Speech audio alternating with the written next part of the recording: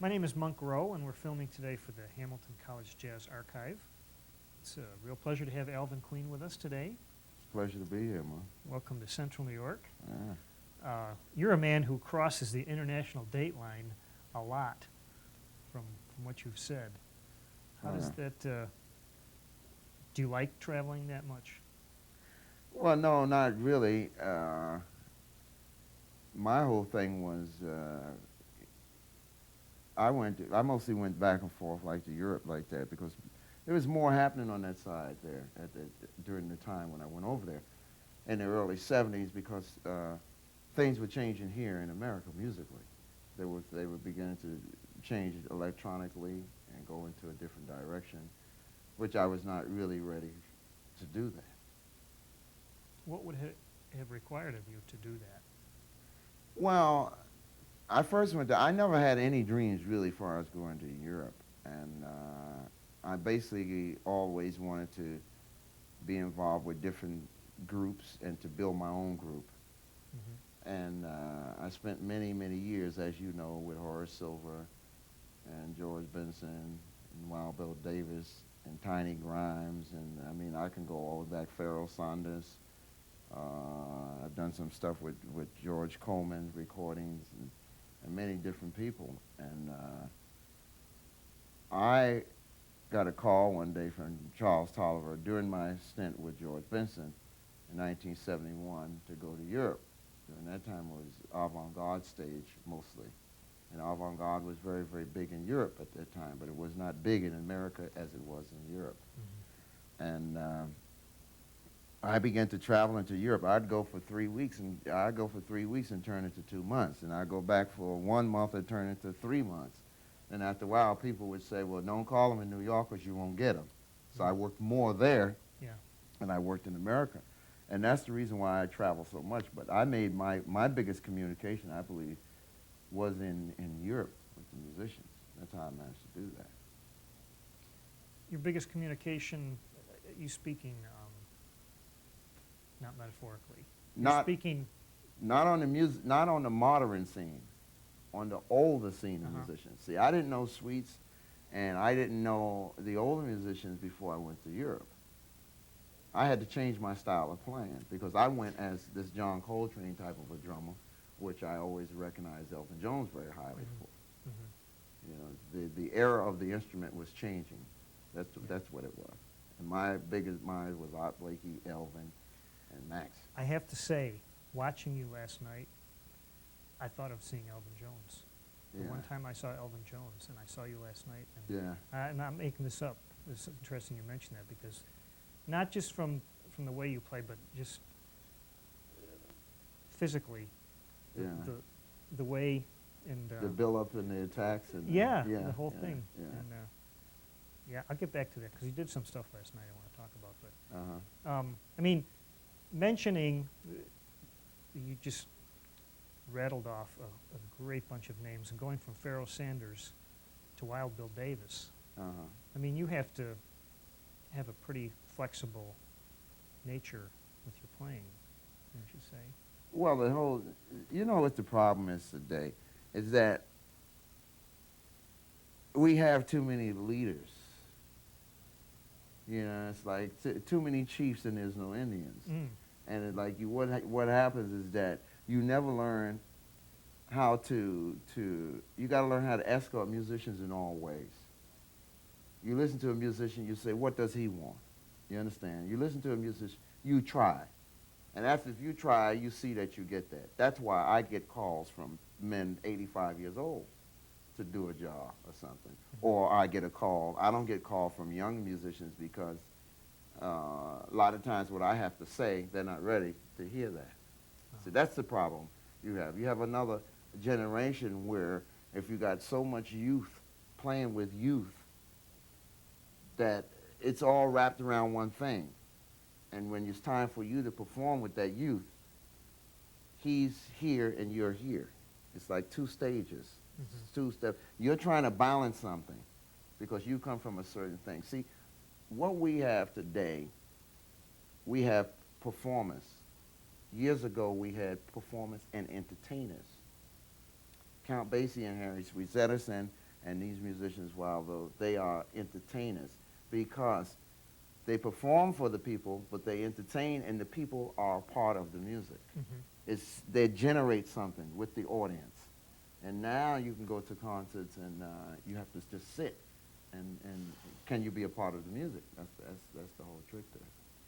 Well, the whole thing about the dance halls disappearing, you know, I mean, this has affected the music, I think, to a great deal. Largely. It's gotten to be a point where you got to remember Buddy Rich, Papa Joe Jones, Big Sid Catlett, Cozy Cole, they were all tap dancers.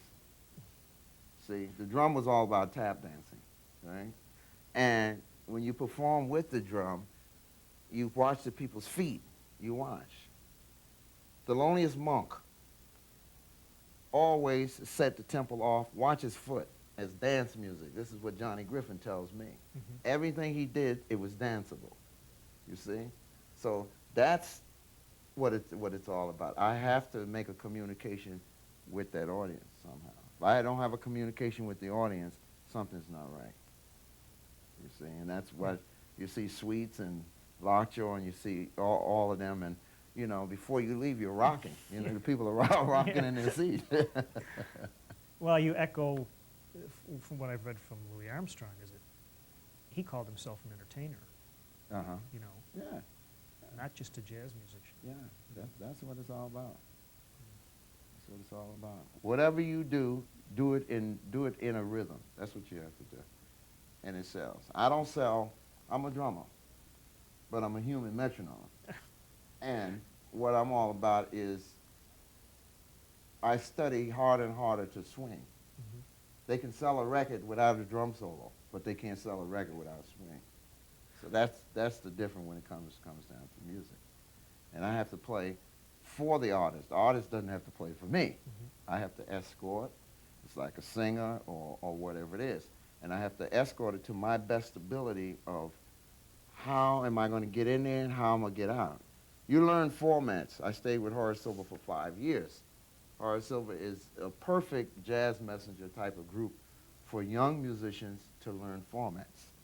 And that's what I did with Horace Silver. So you know all about the head of the tune, you know about the bridge of the tune, you know the changes you're going to play off, and you know after you finish all that, you got to go back, you got to go out the same way. It's like with a computer. You go in, you got to come out. It has to work the same way. And those are the formats of the thing which today a lot of the younger musicians have to. What you have today, you have school musicians. And you have musicians who are great writers. But the inner spirit thing is the communication with that audience, that part is gone. That's like the bottom of the band, like Basie had. Basie had the band which was rocking. Stan Kenton, rocking. Maynard Ferguson, rocking. Those bands there was something drive underneath. And that's what the people were able to follow along with that particular drive, you know. Well, where does a young musician get that then? I mean, well, the young musician, one thing you have to understand is that the market has been destroyed by the production world. And the reason why I say that is because the production world, they're the ones to say who belongs in this seat. You have lost generations. You have a generation of Mr. Charles Davis, lost generation. 2, I'm out of the generation. You see what I'm talking about? It didn't move in cycles. It was just changed. And now we're going through a problem now, and it's like the young organ player said to me last night. He said, "Man, this is what I need. I need more gigs like this, man, to work with guys like you, like that, because you can't put a record on and learn it all from the record. This is the way the Russians did it. You see, when they learned the jazz. And when you go to Russia and you see the Russian musicians play the drums, you understand? Well, you would do something. He's doing it here to try to get this sound from the record what he heard. Oh, that's fascinating. You see, so it's totally different. But this is what happens there's a serious problem there now. Man. There's a serious problem within the direction of the music. The musical industry right now, the record sales have fallen 50% below than what they normally were. Because, number one, if you record a record, I don't care how much you write, If there's not much experience about your writing, it's going to be the same thing. So you've done 5 albums of the same thing. Mm-hmm. The sales don't stay here; they go there. You see? Yeah. So there's a big problem. I mean, I'm very thankful. I thank God because I've done it, and I had a chance to be with those with really names. You know, I learned from people such as Wes Montgomery, Alvin Jones. I was at Birdland doing the John Coltrane live at Birdland recording. Art Blakey, I saw the group with Wayne Shorter, Curtis Fuller, and I saw the highest peak of Art Blakey. I used to go down to the old half note as a kid and hear Al Coyne and Zoot Sims. I did my first album. I was 12 years old under the direction of Joe Newman, Zoot Sims, Art Davis, and Hank Jones. And one side had Harold Mayburn. And the difference then that these great musicians were fathers. That's what they were to a kid. They were a father. And they would say, I'm going to teach you something. I don't want to hurt you. Don't feel that I'm hurting you. I want to teach you. And when I got on that bandstand to play, man, you understand what I'm talking about? They turned around and would yell, hey, don't, hey. And I would say, how long does this going to go on? When is this going to stop? And then after a while, they would just, now Sweets now, Sweets doesn't turn around anymore. He says, he knows what to give me. You see? Yeah. It's just to keep, they want a meter, they want to beat what stays sturdy, if you understand what I'm talking about. And I used to talk with Papa Joe Jones a lot. And it's like a child says to you, Daddy, I can count to 1, 2, 3, 4. What next should I learn to do? He says, being a drummer, the rest of your life, remember, it's 1, 2, 3, 4. So when you play 1, 2, 3, 4, that's to get it in your brain. And I don't care what else you do, you play that in your brain. Now, nowadays, what you hear, you can hear a lot of younger musicians. Great chops, all tops, but the 1, 2, 3, 4 has fallen out. That's where the problem is. Yeah. It's a rest. Remember, the bass drum used to be the bass fiddle, right? Yeah. But now, the bass fiddle used to follow that bass drum. But since the bass fiddle plays the 1, 2, 3, 4, the bass drum falls out. He plays accents.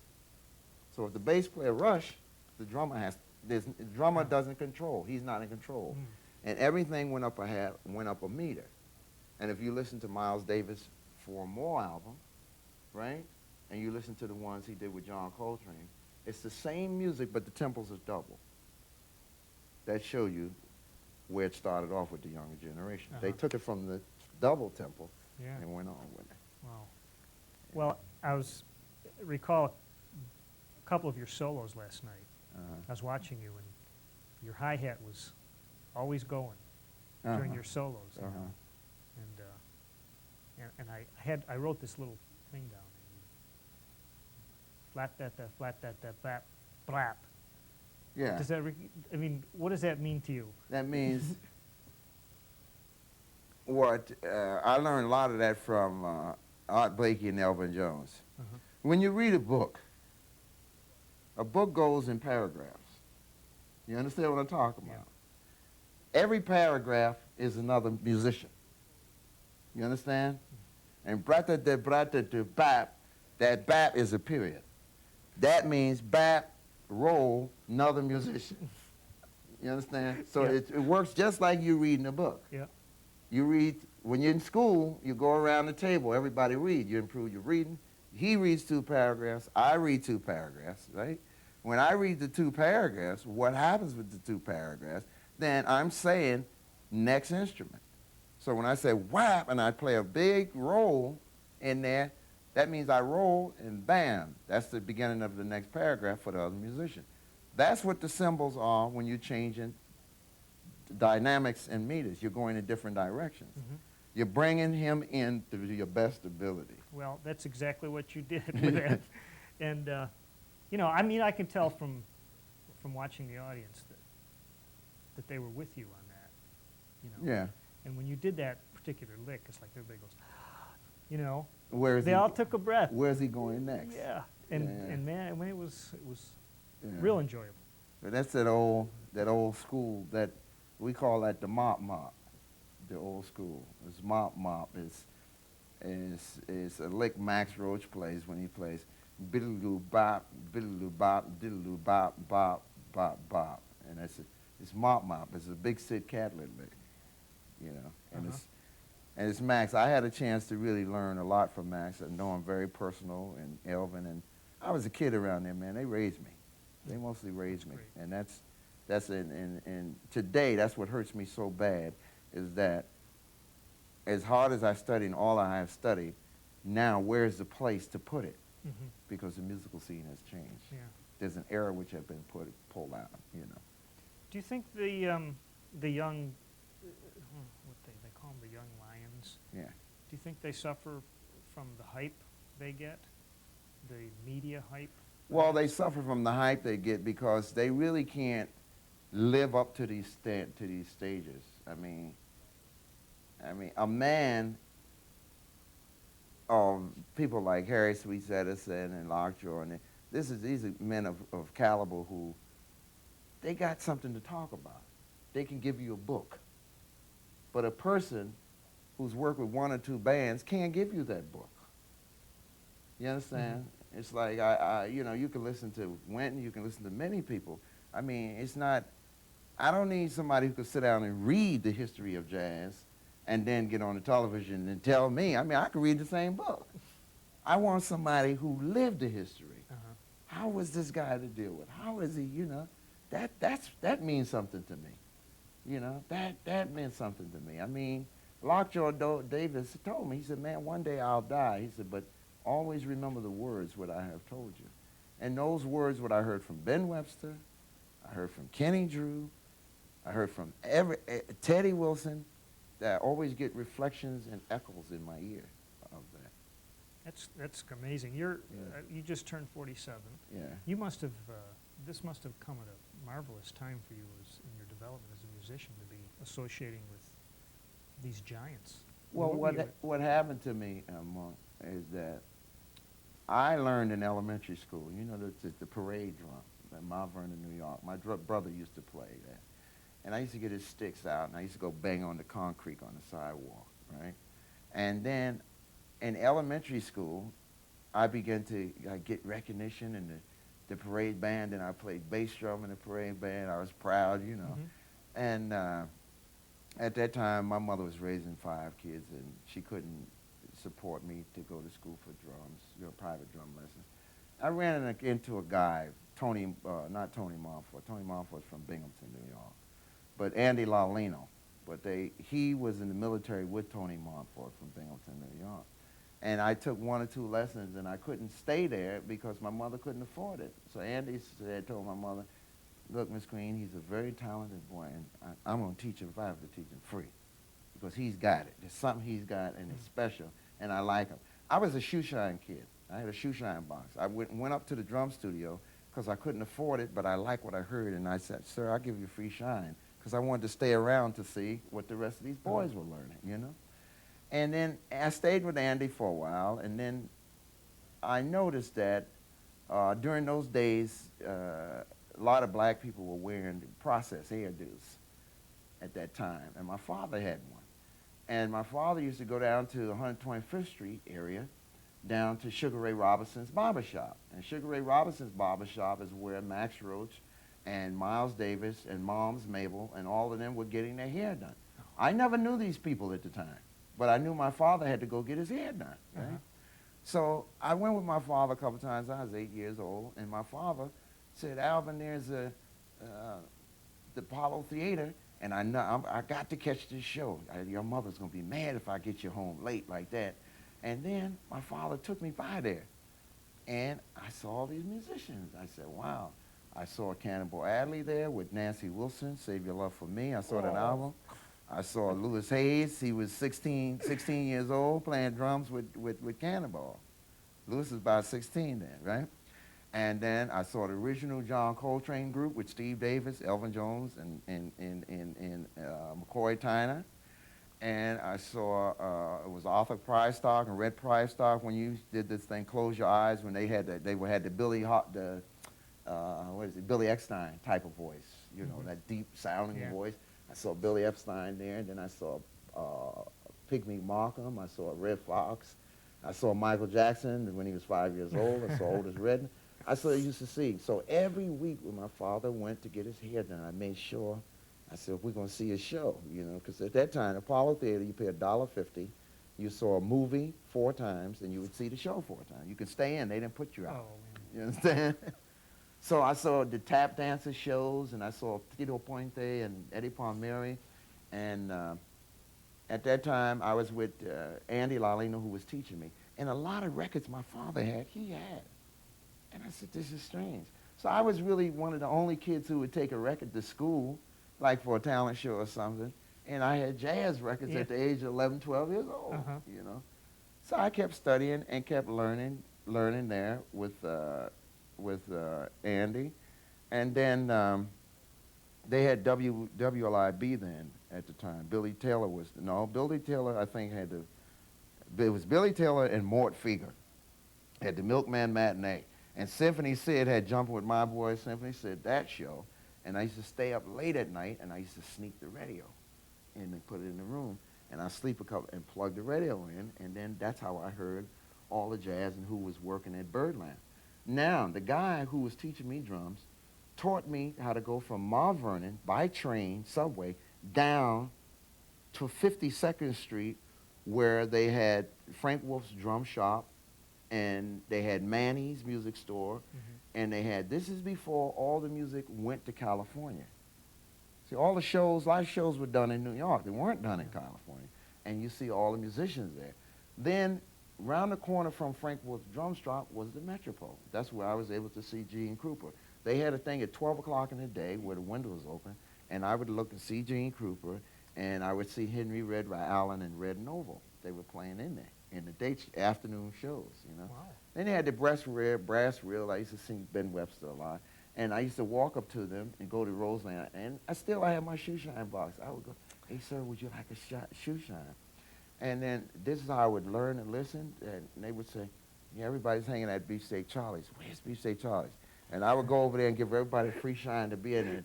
And they said, well, you know, the kid can't be in here. Well, he's giving me a shine. He's all right, you know. And you would listen to, you know, Wes Montgomery would stand at the bar and have a drink. Philly Joe would come in. Bill Evans would come in. Everybody was a meeting spot. And then Cozy Co had a drum school down on 52nd Street and 8th, between I think it's 8th and 9th. Henry Latane was down there, and Papa Joe Jones had a drum school upstairs on 52nd Street and 8th, you know. And it was just great moments, man, and my whole career started from there. I first went out with Ruth Brown on the road, and Earl Swanson. Not even, I was doing little weekend things because I was too young. And at that time it was a cabaret license. And I went out on the road with Earl Swanson, and the organ player was Don Pullett, you know. he was playing Hammond organ, you know. And then Tiny Grimes, that's when I worked with Tiny Grimes at that time. And at that time in Harlem, it was all organ places. Organ places all next door to the Apollo Theater was the Baby Grand. That's where Jimmy Smith would play all the time. Then they had the Top Club across the street. But there were clubs, and I used to sneak in these clubs. And then that's how I got to Birdland. I got to Birdland. The guy who was teaching me drums, I went down Gretchen Drum Night, and I sat in there with 5 sets of drums across the front of the stage, you know. And it was Art Blakey, Elvin Jones, Max Roach, Mel Lewis, and Charlie Percent. And, you know, I was more like the boy wonder at that time. They put me up, and I sat in and played. And now I see all the musicians like Mickey Roca, you know, he said, hey, I remember when you was a little boy came into Birdland.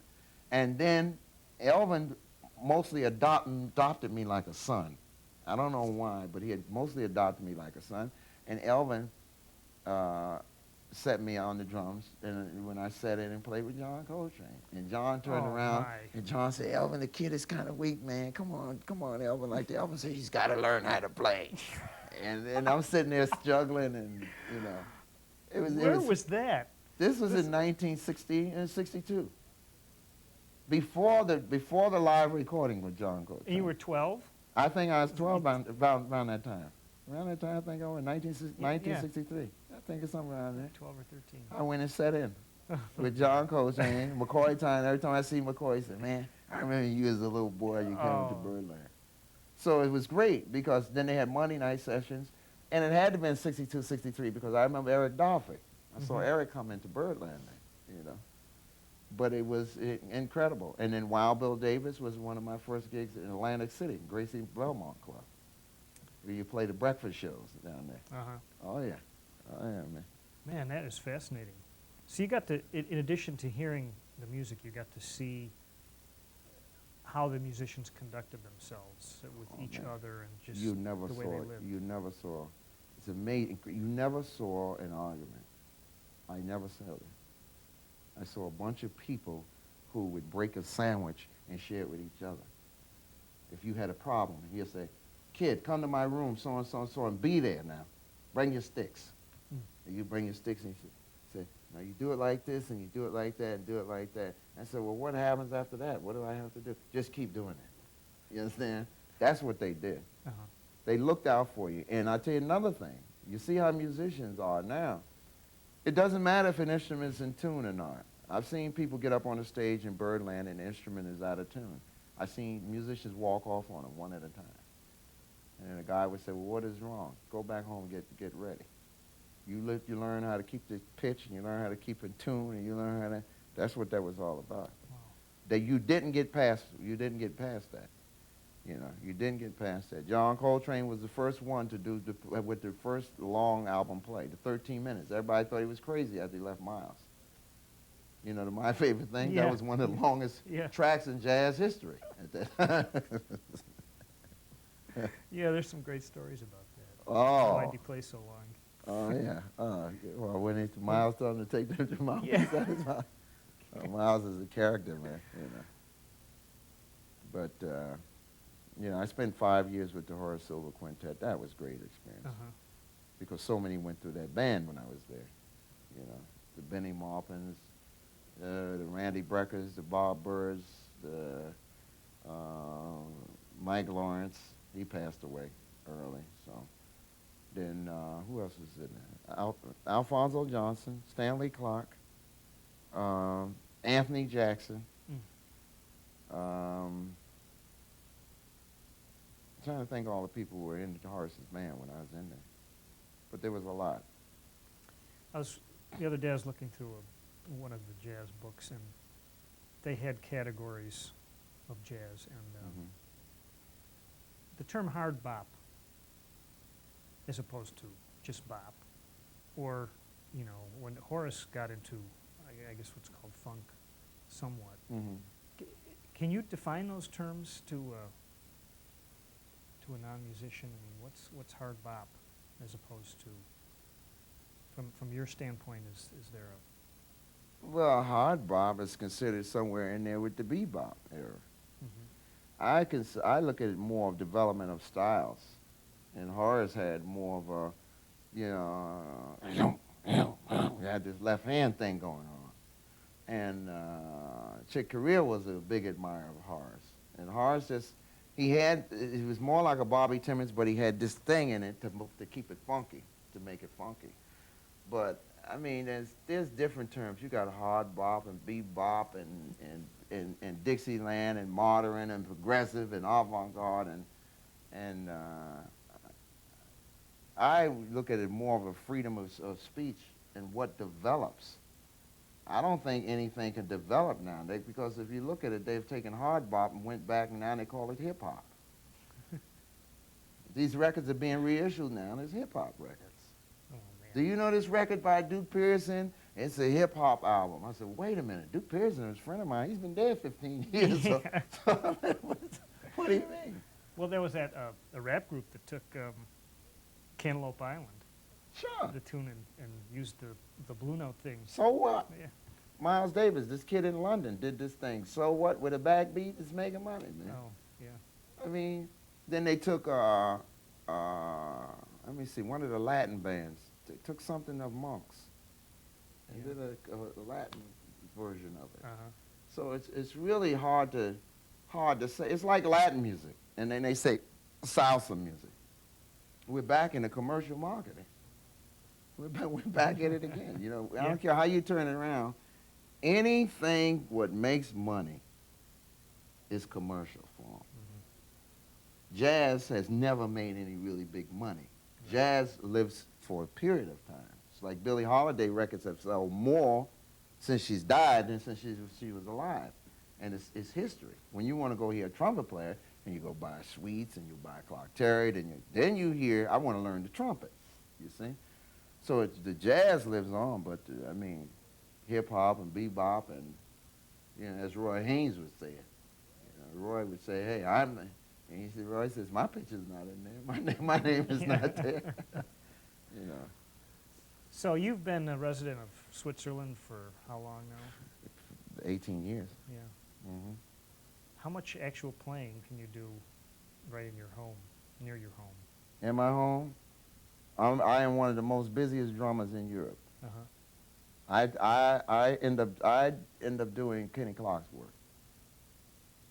When Kenny died, I moved in. I see. And Jimmy Woody got me in there. Jimmy Woody was the original bass player with Duke Ellington. And then he was the original bass player with the Francie Boland Clark big band. And Jimmy connect me with, he was very close to Sweets, very close to, that's how I met John Collins. I produced John Collins' record. The only record John Collins ever had, I produced that record. And that's how I really got into it, through Jimmy Woody. And now I work with all the older musicians who come through there. So I'm busy all the time. I just did Scott Hamilton and Warren Vershey, and before that I did the Kansas City tour. You know, now I'm on my way to Japan with Dee Dee Bridgewater. So it's just that I'm constantly in and out, 3 weeks and 2 weeks and 3 weeks. Yeah. I work as much as I want to work. You know, now I'm slowing down a little bit. You're able to, at the point where you can turn down work that, for one reason or another, Yeah. doesn't appeal to you. America, I love to work here if the people are looking for what's correct. You know, my music is not about a challenge. My music is about reality. That's it. So if they look for a drummer with 20 drums and red lights flashing in there, hey, you know, when you're going to get the drum for me. You're not going to get, you know, this big show type of thing. That's not going to happen. You know, the media and the market is, I don't know what it has done, but games I don't play. I play some music and that's it. But it's not a challenge, and it's the young guy. It's a, you know, a lot of young musicians look at the music as a freeway or a highway or something. You know, who plays the fastest? But remember one thing: when you do an audition with Horace Silver, it's who can stay here. And every time you get a young musician right there, it falls apart. He hasn't learned to stay there. That's the trick. The trick is the discipline of how long and how constant you can keep that to that degree. That's the trick. That's Horace. Horace got a way of, he said, now I'm going to spot check this guy. I know what to do. Come on. 1, 2, 1, 2, 3. If that tempo falls apart, he said, no, you're not the one for the job. That means you know, the younger ones can play fast or too slow. Never in the, like, and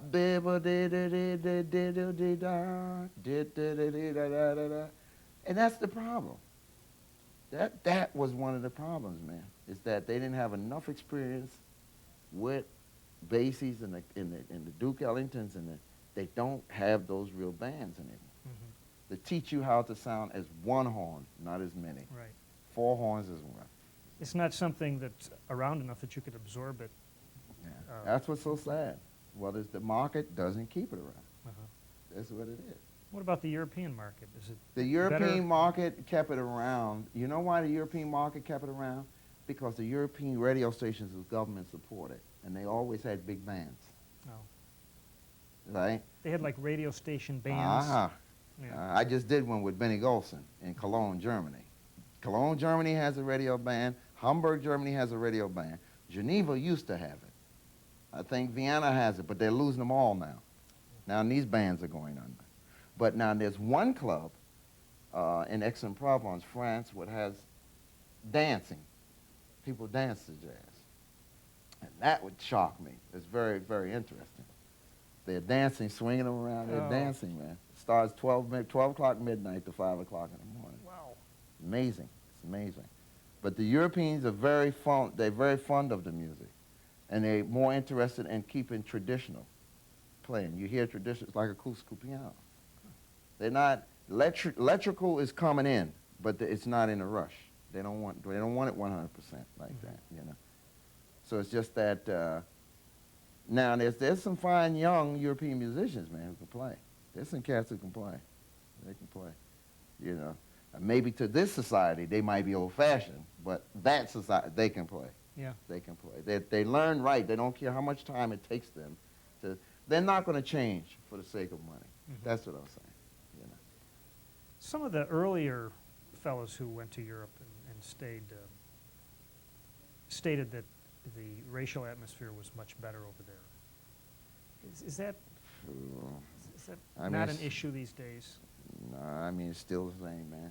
It's still the same. I mean it's no different. You can go to Germany, underneath the cover, the same thing. It's there. Yeah.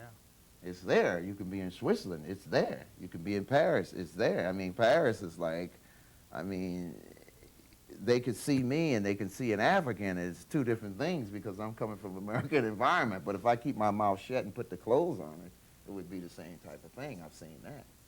I've been through that where I have led African friend of mine into a restaurant, and it's easier to go into the restaurant if he went by himself. It's there.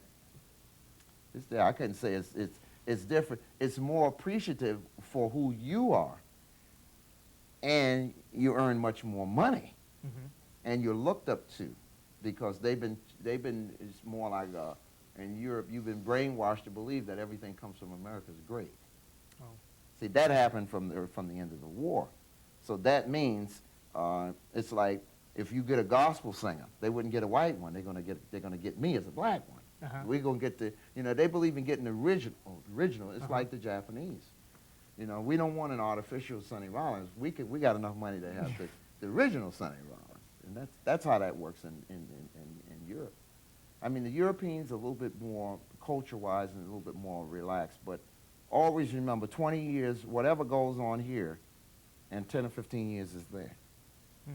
It's there now, the drug scene and the crack, the whole thing is there, man. I was going to say, it's there. Better to keep some of this stuff here instead of...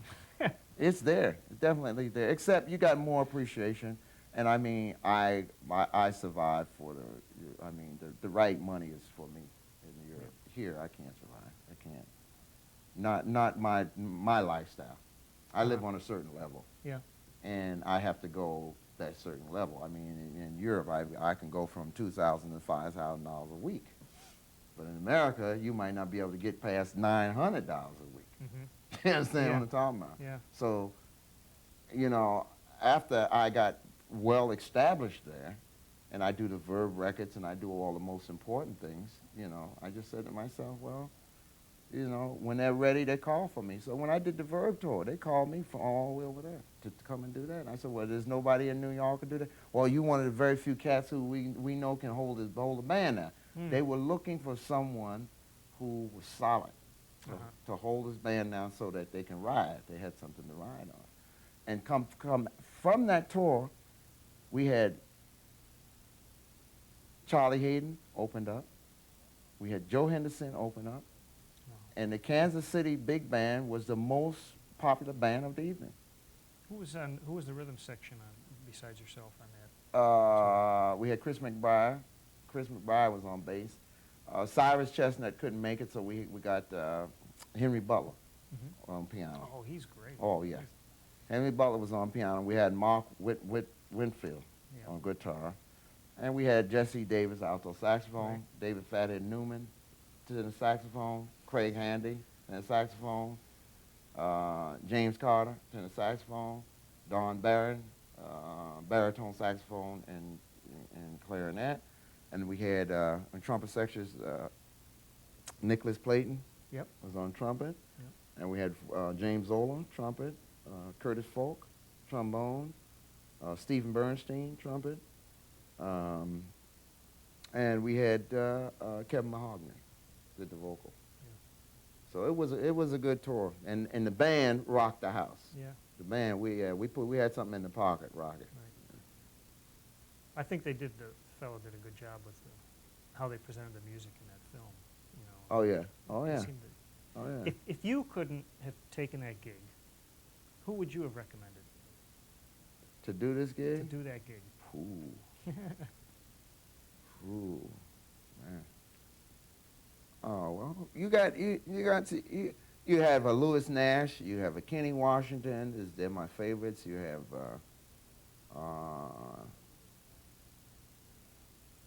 and Walter Perkins is an older drummer, but I don't know if he can, you know, the power of those horns and stuff, because it's hard keeping that section and the power of those horns going, you know. Yeah. But for that type of thing, what they need somebody disciplined. I never played a drum solo. I played one chorus out of the whole night. That was the beginning of a soon and that was it. But mine was mostly in the pocket type of a thing, you know. And I did that because, you know, the way I got into that, I was doing a movie in New York. I'm very close to Benny Wallace, tenor saxophone player, all right? And Benny Wallace got off of the music scene because he started doing motion pictures. He did the Paul Newman Blaze. He did The White Men Can't Jump with Wesley Snipes. And we did this one, Last of Frankie the Fly. And we did it in New York with Joe Temple. He played baritone saxophone. He was in there. And Stephen Bernstein was in there. And I was playing. And when I was playing on Frankie the Fly, the woman was getting out of the big truck, you know, the trailer truck. She was stepping down, and I had to play with her. Like, bang, dang, dang, dang, dang. Every time she stepped, boom, bang, dang, dang. And then they had a part in there where the guys were fighting down in the hole. And I had to play mallets like, and every time he struck them, boom, boom, boom, and then licks. And then the blue screen, the blue line would go across, and I had to be out by the time when you make cutting the film, you got a certain amount of frames. When that blue line gets across, you got to be out. And then the guy climbs to the top of the hole, and that's when I had to soften the mallets. And he fell out like that. Like, then they start talking. And, Wow. You know. But it was just that I did that one, and then I did one with Jeff Goebel and Laura Dern through Benny. It was a family primetime document or something like that. Yeah. But it's just that that's how I got a lot of contacts. It was in the studio, you know. Louis Derry, and not Louis Derry, Lou Levy. Oh, yeah. I did an album once with Benny Wallace at Capitol Studio, and Jimmy Rose got sick and couldn't make it. And he said, man, I can't make it. I can't make it. Best thing to do is call Lou Levy. And Lou Levy came and finished the record up. But then I got a call in Paris to do an album with Lou Levy. It was one of his albums, you know. Yeah. So it was like one thing leads to another. Right, if you do it well. That's how it worked. Yeah. We got to spend a day, I got to spend a day with Panama Francis. Oh, yeah. And he sounds like a guy who maybe could have cut that Kansas City gig, you know. Well, Panama's, I think he's a little ill now. Yes, but the strength maybe he in his had. younger years. Yeah. The strength he had, that would be great for you. But still, there's another problem there. There's another problem there. Panama would get annoyed because there's two different ones going on. You got a younger generation one up, and you got an older generation one down. That's where your problem is. I had a contrast going on up in my head. See, I know how to work with this. I know how to do this. Oh, good. To make it, you know. I mean, you're talking about playing on top of the beat and playing behind the beat, and so this is not that's a challenge. fiction. No. The older man is here.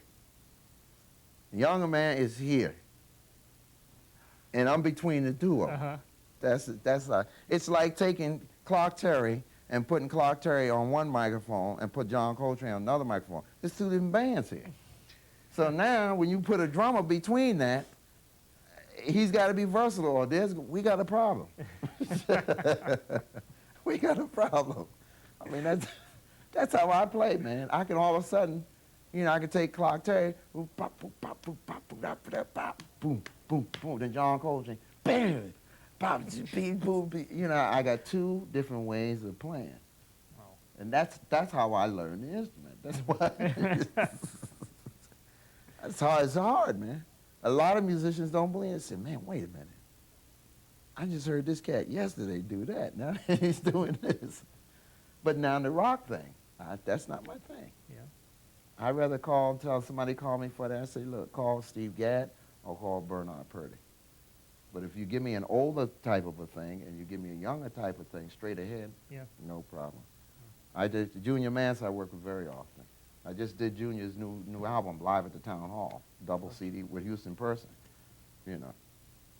So Junior is a different one to play with. Anybody can play with Junior. Because Junior plays a way back Jimmy Witherspoon type of blues. Really slow. So if you're young and you're hyper, it's not going to work. You see? I've seen big clashes go down with that one. I have to mention Yeah.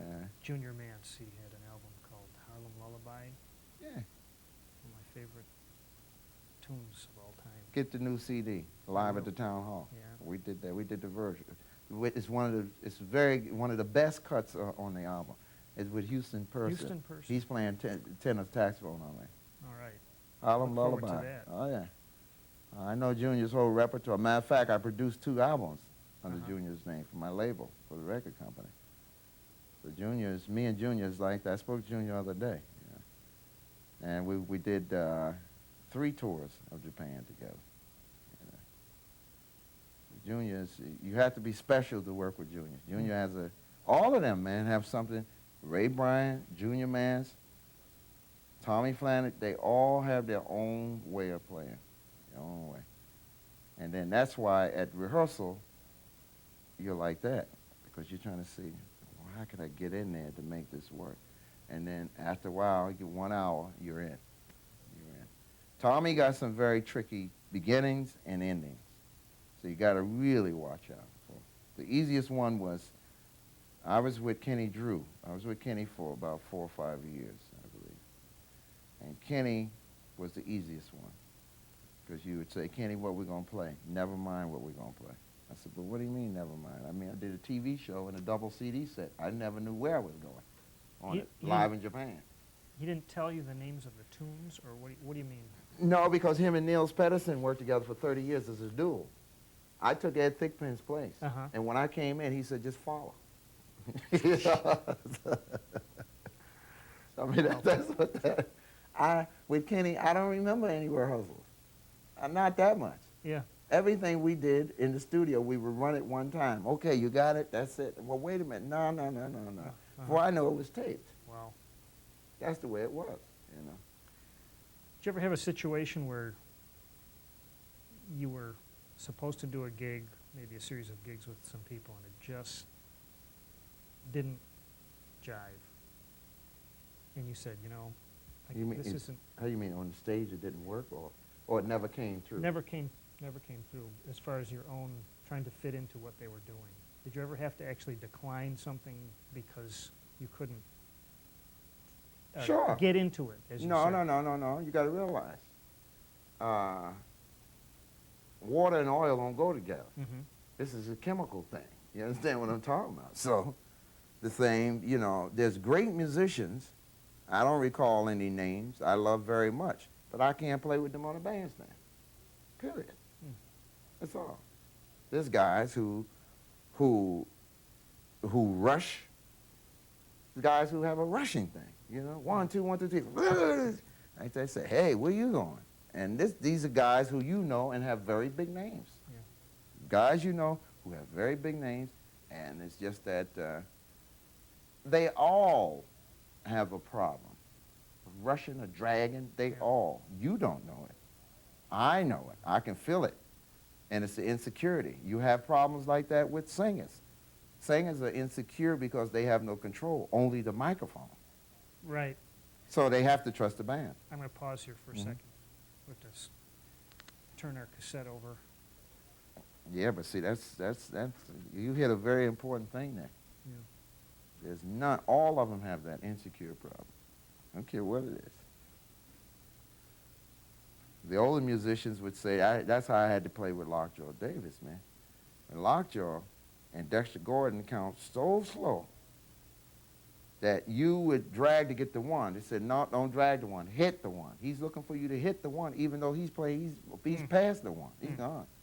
Well, mentioning singers, you know, and Lockjaw and those people, like you said, sometimes they're playing behind the beat, Mhm. and you're trying to figure out, am I supposed to go with that, or do they want me to stay with, you know, stay right on? Well, the trick to that, everybody turns around and jumps on the drummer. And I tell a lot of drummers that, wait a minute, let me explain this to you. They don't jump on you. They're telling you, don't you hear what the situation is? Mm-hmm. Yes, sir, I hear what the situation is. Well, nail it somewhere and hold it somewhere. We're not asking you to be a metronome. We're asking you that it shouldn't be running all over the place like this. Mm-hmm. You understand what I'm talking about? Do something where everybody is satisfied. That's the job of a drummer. You got a group of 4 or 5 people, and you got to satisfy everybody. So how do I do this? Oh, you know how I do this? He rush. I'm going to play a hair behind the beat. He drags. I'm going to play a hair on top of the beat. He goes both ways. I'm going to get in the middle of where he's going. I'm going to watch his left hand. Every time he goes down, I'm going to go down with the left hand. Oh. That's it. You got 4 pieces here. Just think of 100%. You understand what I'm talking about? Yeah. 4 pieces. You divide it by 4. 25, which is a quarter. You understand what Yeah. I'm talking about? Yeah. Got 4 quarters, which makes 100. You understand? Yeah. So now, if he pulls a beat, when you play it, you have a whole drum set. The reason why you have this whole thing here, and if something starts rushing or moving, you know it because it's all here. He's pulling at something over there. So he's pulling at something, whap, you bring it back and say, hey, it's here, like that. Mm-hmm. That's the trick to that instrument, man. Wow. It's one of the best, this is the best part of my life now. Because really, I look at your vibrations and your emotions spiritually as a human being inside. We have the same thing going on inside. But a lot of times in this country, only the masculine side of things are spoke about. Not those easy feminine part of things. Those are things which are hide, and those are things which makes everything is like, you get on the bandstand, a guy, I'm going to take over. You can feel he's taking over. You can feel he's being not comfortable. You can feel, that's what the drama is all about. I have to feel where they're going. And that's all. Junior rush. Junior will rush. But every bass player I work with, I said, don't go with him. You go with me. You stay over here with me. And that's what he loves. He loves They say, yeah, because when I turn around, I come back, Queen is there. He's still there. You understand? Monty Alexander, worked with Monty. Uh-huh. Monty has a way of, we start together. But Monty would take a solo and go into his solo. So you understand what I'm talking about? That the solo's way up here. But when Monty does that, going to the beginning, he rolls back around and bam, he hit it. He's right back where he started. He has a way, a professional way of doing it. Yeah. Cool. Wow. You speak like I want to pay you a compliment. I'm not sure how to say it. But you speak like fellas like Sweets. Yeah. Who've had that many years. You speak beyond your years. Oh. Wow. And it's so, you can tell that you've had some great association with Well, I try these to guys. help.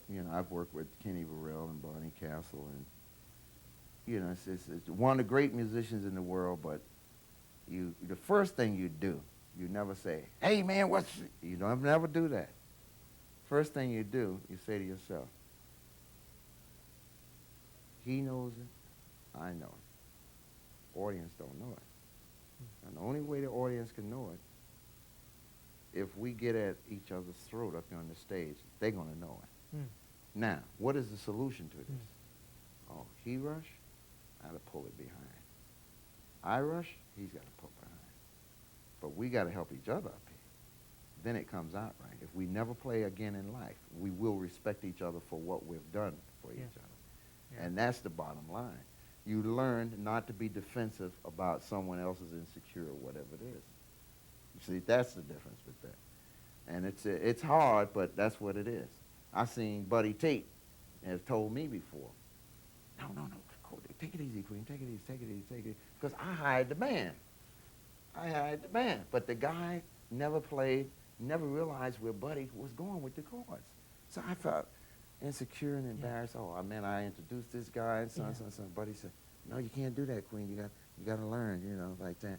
And I would say, okay, Lady Tate. I call him Lady Tate, because lady, that's what the prayers, Yeah. So he said, all right, Lady Queen, you okay? I said,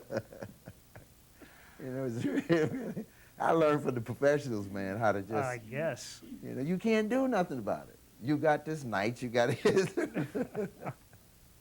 And if the guy's nice, you say, look, come by the house tomorrow. I'll help you with something. And the guy appreciates, because the guy knows what's going on. Mm-hmm. Carmen McGray was like that with piano players. Carmen McGray played piano. Yeah. So if a guy wouldn't give her the correct chord, Carmen, baby, not that. Give me, Mm-hmm. Sass was like that. Sarah Vaughan the same way. But it's hard. It's just that then you reach a certain level where you say that I'm not going to settle for this no more. Because you reach the growing level. You start you're heading for 50. So, now it's time to apply something. That's right. See? But then you turn around and you can look at Sweets and you look at all those older musicians living. You can go down, you can sit down and laugh about these arguments, man. You can really laugh because you can talk about them now. Right. And Lockjaw Davis, I mean, I did a record live at the Domicile with Lockjaw Davis, right? My tempo was not the best on there. I know it was not the best. After that record date, I went to Lockjaw and I said, oh, Mr. Davis, I'm very sorry about the record. And he said, let me tell you one thing. I'm happy you came to me. Take that record and make it a masterpiece series for yourself. And everything you got to learn, listen to that record. What you didn't do right, learn to do it right. But that record, that's for you. Now you Whoa. Now that's, I mean, Great wisdom. That's how heavy it is. Yeah. Everything you think you didn't do right, listen to that record. I rush, I move, tempos move. Oh, I'm telling you, and it's a lot, man. Even the great musicians, I've heard a lot of records. I heard the John Coltrane, the Sonship album.